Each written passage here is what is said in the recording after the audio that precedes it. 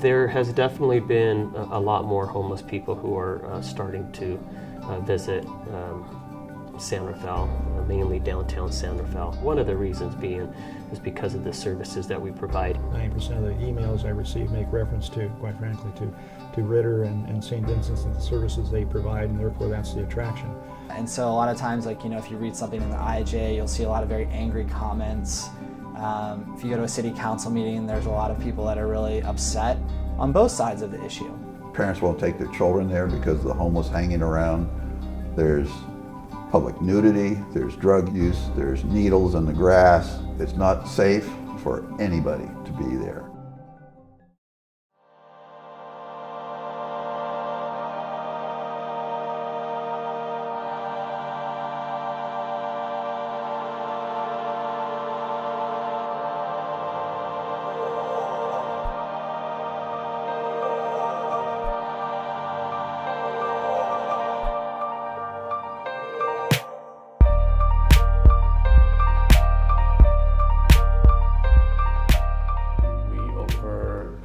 Services that are targeted to people that are low income, as a food pantry and a clinic.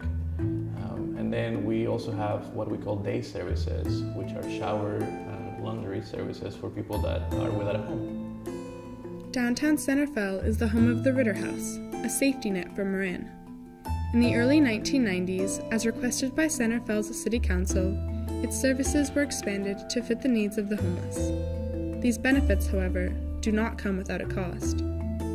By having your service providers in a downtown, it can lead to having more impacts of homelessness than might otherwise be experienced. It's definitely a visual impact.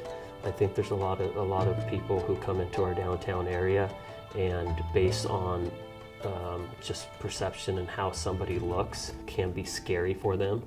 Some believe these service providers have inadvertently inflated the homeless population well above San Rafael's carrying capacity. Ritter is now facing the possibility of relocation out of downtown. They have decided to open up the use permit for review, which means that they could either revoke it or they could limit the amount of people that we service through the day services and the clinic even more. If services were to be eliminated, there would be a big impact on the number of homeless people that we would see out on the streets every day.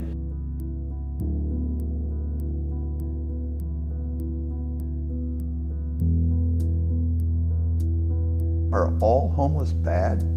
Absolutely not. Some have been on the street so long that that's their way of life. Marin is an incredibly compassionate community, and people really want to help people that are experiencing homelessness. People that are homeless really want to be involved in the community. And so I think that's a huge misunderstanding a lot of people have. I think people, if you're not able to get a job, it doesn't mean that you don't want to be involved in your community.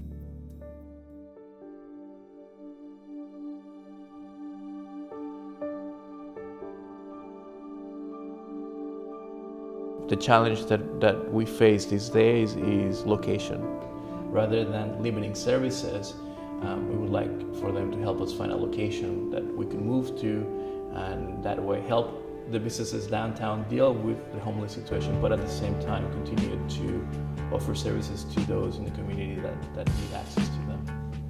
Where we're trying to go now is move past, there's no more denial. Obviously there's an issue, we need to do something. Say, let's see if we can't make a compromise that would work for everybody. Same services, but outside of the immediate downtown, so that impact is lessened. To me, that's the right place to be. It's about finding a more appropriate context. So that kind of goes back to the idea of finding a new site for the multi-service center, for Ritter and other organizations. It's important to recognize that it's all of our issues.